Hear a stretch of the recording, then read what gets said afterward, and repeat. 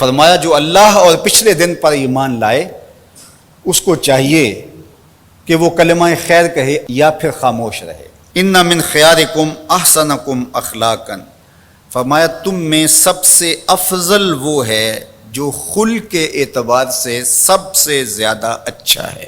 فضل و شرف کا سبب اچھے اخلاق کا ہونا ہے۔ حضور نے ارشاد فرمایا قیامت کے دن میزان پر جو اعمال رکھے جائیں گے سب سے زیادہ وزن جس عمل کا ہوگا وہ حسن خلق کا ہوگا۔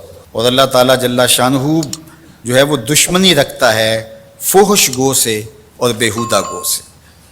اللہ اکبر۔ فرمایا کہ اہل ایمان میں کامل ترین مومن وہ ہے جو حسن اخلاق کا پیکر ہے۔ تو میں آپ سے یہ کہوں گا کہ اپنی زبان کو، اپنے خیالات کو، اپنی سوچوں کو ہمیشہ آپ پاکیزہ رکھنے کی کوشش کریں۔ ظاہر ہے اس زندگی میں رہتے ہوئے سارے لوگ آپ سے متفق نہیں ہوں گے۔ ہر شخص کا آج کے دور میں اپنا اپنا فہم دین ہے، اپنی اپنی تربیت ہے ہر شخص کی، اس کا ایک بیک گراؤنڈ ہے جس میں وہ پلا بڑھا اور جوان ہوا ہے۔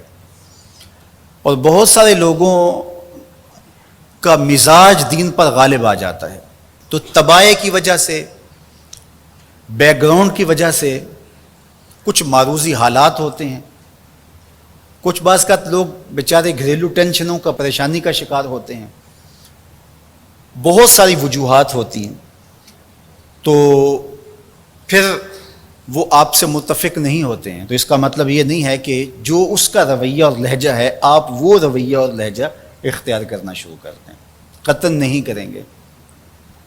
آپ اپنے لہجے کو اسی طرح مزین رکھیں جس طرح حضور کے خلق کریمانہ کی ادا ہوتی ہے۔ کبھی بھی اپنی زبان کو بگڑنے نہ دیں۔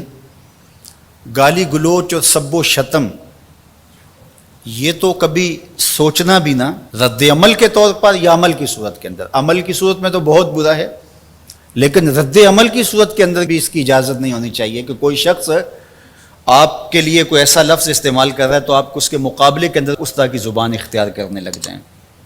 یہ آپ کا دین، آپ کی اخلاقیات، آپ کی تربیت اس کی اجازت نہیں دیتی۔ کسی کی تربیت اگر اجازت دیتی ہو تو ظاہر ہے اس پر تو ہمارا زور نہیں ہے، لیکن آپ کی تربیت، آپ کا جو فہم دین ہے وہ اس کی اجازت نہیں دیتا کہ آپ اپنے رویوں کو، اپنے طرز زندگی کو اس طرح سا لچر اور بازاری بنا لیں، اور آپ کے منہ سے، آپ کے لفظوں سے، آپ کے رویے سے بدبو نکلتی ہو اور آپ نفرت کے سوداگر بن جائیں، سوء ظن، بدگمانی اور نافہمی کی آگ میں جلتے رہیں اور ہر وقت حسد، بغض، کینے اور نفرتوں کے سوداگر رہیں۔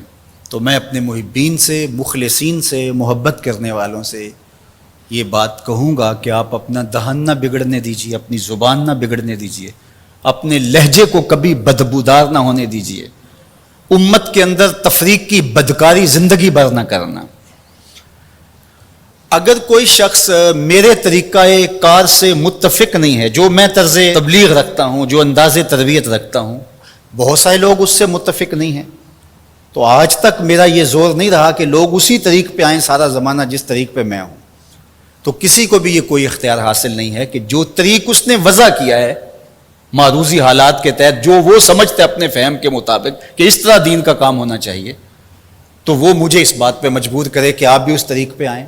جو میں انداز تبلیغ رکھتا ہوں، جو مؤثر بھی ہوا، نفع بخش بھی ہوا، نیچے سے لے کر اوپر تک کتنے طبقات کے اندر کیسے اثرات پیدا ہوئے، لیکن اس کے باوجود آج تک میں کسی کو نہ مجبور کرتا ہوں اور نہ میں جو ہے وہ کوئی اگر میرے طریق سے ہٹ کے چلتا ہے، حتیٰ کہ اگر کوئی شخص میرا انکار کر دیتا ہے، مجھے گالیاں بھی دے دیتا ہے، مجھے برا بلا بھی کہتا ہے، اس کے باوجود وہ کافر نہیں ہوتا، اس لیے کہ میرا انکار کفر نہیں ہے، پیغمبر کا انکار کفر ہے۔ بات سمجھ آ رہی نا بات کی؟ تو اس لیے ہم بندے اور امتی بن کے رہنا ہے، اسی میں بلائی ہے۔